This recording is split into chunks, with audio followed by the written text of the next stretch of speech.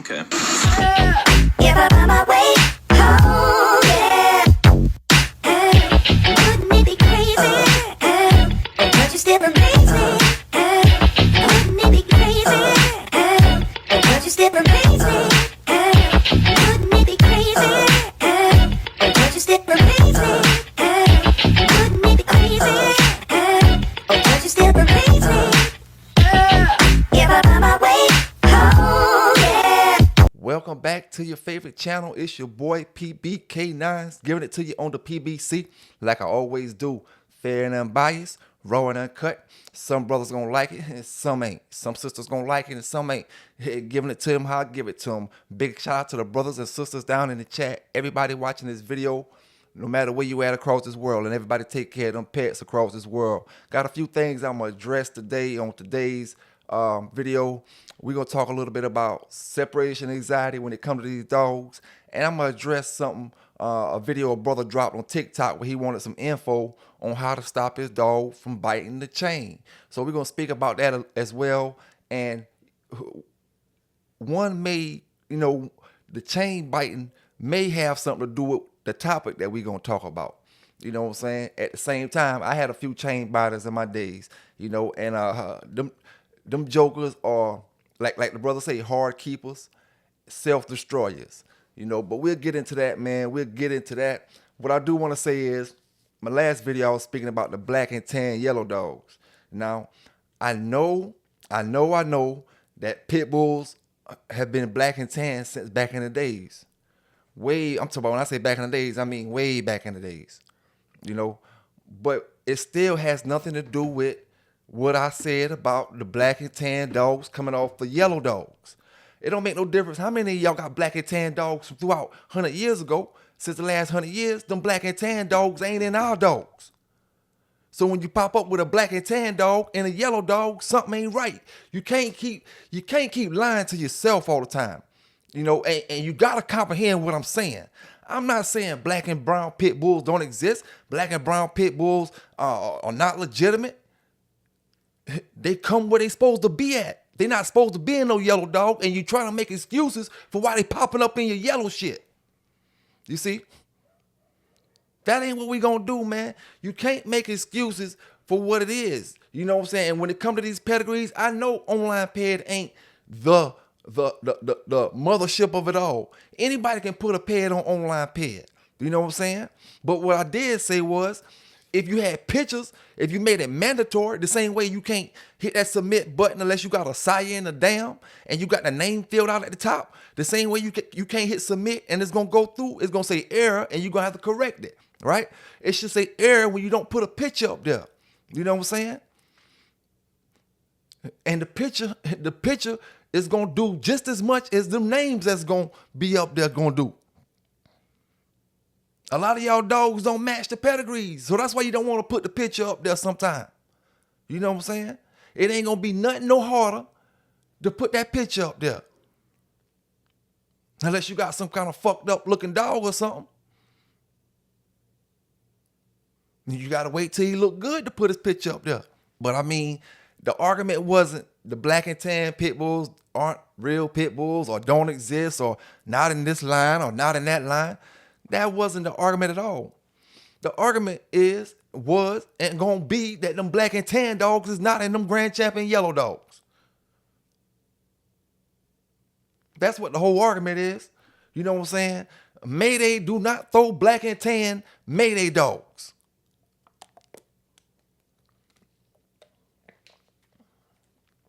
Now, like I said, if Mayday bred with a dog that throw black and tan, that's different. If Mayday breed the Grand Champion yellow daughter, they ain't throwing no black and tan dogs. Unless Grand Champion yellow bred to a dog that's off of some black and tan shit. Just say David Tan got one of the yellow daughters bred back to yellow. All Grand Champion yellow stuff. One of the yellow daughters bred back to yellow. Then you take the offspring of that, breed it to Mayday. You ain't getting no black and tan puppies. I don't care what book you go read up. I don't care what encyclopedia you go pull up. I don't give a damn about none of that shit. You can't make me believe it. Now, what you can make me believe is anything can happen. I know that. you know. But me, I say you'll get a white dog before you get the black and tan. It's just, I mean, I don't know, man. But it ain't nothing to argue about. You know what I'm saying? Just you gonna accept it or you ain't. You know what I'm saying? Some lines got that black and tan. You know, so you telling me you get a pure? Oh, let me see what dog we know ain't throwing no black and tans, or not even black and tans. Willow Peak eyebrows. The Willow Peak gene is what we talking about. You know, a dog can be black and brown, but don't have that Willow Peak gene in them. Have a brown marks on them and black with the white somewhere, but he don't got the Willow Peak. He not no he don't got the Willow Peak traits in him. So I mean, hey man, if to each his own. Y'all get y'all yellow dogs with them Willow Peak and Rottweiler colors, and I'm talking about without the crosses. Get your straight yellow. You can go. I can tell you where you can go right here in South Carolina to get you some of that bootleg yellow. To give you some of them black and tan yellows. Now, since brothers don't comprehend a lot and they think and they listen to what they want to hear, nothing wrong with black and tan pit bulls. But what it is something wrong with if your black and tan pit bull or your Willow Peak popping up in the wrong places. That's all it is to it, man. No big deal, no big deal. Great dogs, you know what I'm saying? No matter what the colors is. Now, when we talk about separation anxiety when it comes to these dogs, it's no different than your Molly Wiles and your Shepherds and stuff. They get it real bad. You know what I'm saying? These dogs want to be one owner dogs, or a type of dog that just want to spend their time with you. They don't want to be the one left on the chain and all that type of stuff. A lot of times when you have these destructive dogs, if you take them out and just do a little test on them for 1 month. Do a little test on him for 1 month and make him to where he the only dog. Make him where he feel like he the only dog. Whether it's 30 dogs on the yard, make him feel like he the only dog. Take him out, do things you wouldn't normally do with him. Walk him more than what you would walk him. Try to get him tired. You know what I'm saying? Play with him. Let him flirt pole a little bit more than normal what you would do. Whatever you do. And then put him back on the chain. And not saying it's going to work the first time. Dogs do so many things they wouldn't normally do once that separation anxiety start kicking in. You see them digging holes all over the place, biting the bowls and all kind of stuff. Certain things, even with my dog, Anime, when I don't give her enough walks, she go to biting the water bowls and all kind of stuff. If I take her out and I work her, put some hours in work on a daily basis, then she cool. She cool. But that all goes back to the separation anxiety. The dog want to be close to you. The dog got a bond with you. The dog don't know nothing about. He see the other dogs, but to him, he's supposed to be with you. And he get jealous. Dogs get jealous when you take the other dog out walking and all kind of stuff. Them dogs be smart, man. You know what I'm saying? So, in my opinion, you know what I'm saying, when you have a dog like that, just try to do more things with him. Try to take him out. I'm going to give this brother my opinion on what to stop a dog from biting the chain. Because I had several of them myself. You know what I'm saying? The brother was asking about it. So, biting the chain. A self-destructive dog is what I call that. You know what I'm saying? Because he ripping all his teeth out, and his teeth will be gone soon once he start doing that. Now, one thing, I had one off Little John back in the days that used to do that. His teeth was ruined. He was just a breed dog. He had ruined his teeth just off of that. And I got him with a full set of teeth. But I went into training and all that, doing like a lot of people do now. Just leave the dog on the chain and wonder why he's doing that, or either don't know how to stop it. Now, like I said, if I had the knowledge back then that I have now, I would take him off the chain more, walk him more, play with him a little bit more. You know what I'm saying? And then see if that worked. Now, the remedy I'm gonna give this brother is, and you gotta follow me close. dog biting the chain, and he does it all the time. Now I gonna go get an e-collar, you know, that's your dog training collar. I go get an e-collar, put it on him.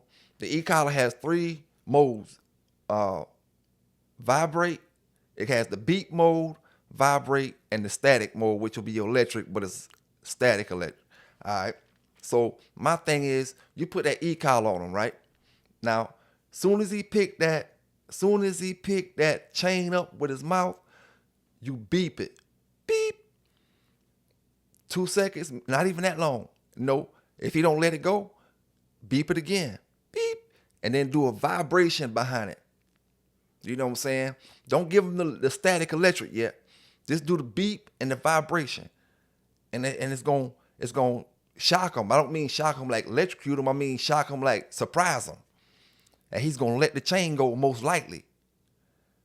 Then you tell him, good boy. Now, if he, like I said, if he does this all the time, it's going to be a little harder if you can't catch him doing it and you see him doing it every now and then. That means you have to stay out longer to actually see him do it. But if he does it all the time, put that collar on him, you know, beep. First thing you're going to do is start looking around. Wondering where that noise come from. And this the thing, you always hit the beep before you do the vibration or the static. That way the dog is learning what the beep means. The beep means I'm about to get my ass electrocuted. I don't need to say it like that because it sounds harsh. I'm about to get my ass zapped with this static or a little vibration. And always start low with, no matter what you're using. If you're using the vibration or the static, always start low because your dog don't really need that much. You just getting his attention, you know. And as the dog get used to it, you may have to take it up a little higher, you know, or as he get older, so you may have to take it up a little bit higher in certain situations, you know. Like when I go out and take my dogs out and I let them loose and I got the collar on them, I take it up higher because if they don't listen to me, I got to make sure I got enough volts in it to stop him in his place so he can't hurt nobody, you know, to make him change his mind. You know, and that's why I always say I keep a long lead on a dog that I feel like I may not have that secure anyway. Just I let him feel like he's loose, but he's not really loose. He got a 100-foot rope on him or something like that. So if he take off, I can grab that rope, you know. But yeah, man, try to work the chain biters with the e-collar. As soon as he pick that chain up, you just beep. You ain't got and keep that. It's important that you keep it low. Do not try to zap them, because I done seen folk take that stuff up too high with them e-collars and they put marks on the dog and all kind of stuff. You know, the dog, you don't want to hurt the dog like that. It's only a correction. You know what I'm saying? So just give him the e-collar, and I know this is going to work. You know, I know this is going to work. But I don't know how old your dog is. You know, you might be trying to break habits that he had for 5 or 6 years. You know, now we talking about a dog that's just starting this, but it's going to work regardless. What he do when you not around, I don't know how that's going to work. You know, but long as he hear that beeping noise, he thinks something else coming behind it. So soon as he hear that beep, he going to automatically let go once you do it a couple times. Then he feel that vibration. It'll start getting to the point where whenever you take the collar off, he know the collar off. You know, it'll start getting to that point because them dogs are smart. And if they can figure that out, just imagine anything else they can figure out. You know, I see it all the time. When I put that collar on, different ones of my dog, they know it's on them. And you take it off of them, they know it's off of them. Don't get me wrong, it ain't gonna happen like that on the first time, second time. You gotta work them with it. You know, but a chain biter, man, that's one of the worst things. You know, when it comes to a dog self-destructing and just being a hard keeper, other than turning over the bowls and biting the dog houses and all that stuff. You know what I'm saying? That chain stuff, and like I said, that's just my opinion. You know, I don't like to deal with it. But you can't never tell when you get one. You know what I'm saying? You can't never tell when you get one. And some dogs that get so souped up, They need something to grab. So they'll go to grabbing the chain. And some dogs just like to play with it. Try to put something in his area that he can play with. You know what I'm saying? And maybe to take his attention off the chain. And like I said, man, if you do try it with the e-collar, make sure you got it all the way low. Make sure you got it low as 1, 2, or some of them come in levels 1, 2, and 3. Then you got some that go level from 1 to 100, 1 to 20, 1 to 50. You just judge by whatever your leveling system is. But make sure it's low, man, because you don't want it to be high. You know what I'm saying? You don't want it to be high. But yeah, man, if you know how to stop them dogs from biting them chains, drop down in the chat, drop down in the comments, let a brother or sister know what it is with these dogs that be going so crazy like that. Like I said, try to do something with them, man. A lot of times they be having separation anxiety, and your dog is juiced up. You want a juiced up dog. You want a high quality working dog, but then you put them on the chain and just let them sit there. It don't work that way. That's why I keep telling brothers, a lot of times you don't really understand when you get 30. It's like me having 30 Malinois. It's not going to work. I can have 30, but the other dog's not going to act the same way as the one that I'm dealing with acting, or the two that I'm dealing with acting. And I'm not even talking about training wise. They're going to be a whole lot calmer. So the pits ain't no different. If you got 30 of them and you only spending time with one and you feeding all of them good, they all look good, but you only spending time with 1 or 2 of them, and the one over there biting the chain, he want to be the one you spending time with. You know what I'm saying? Try that out and see how it works.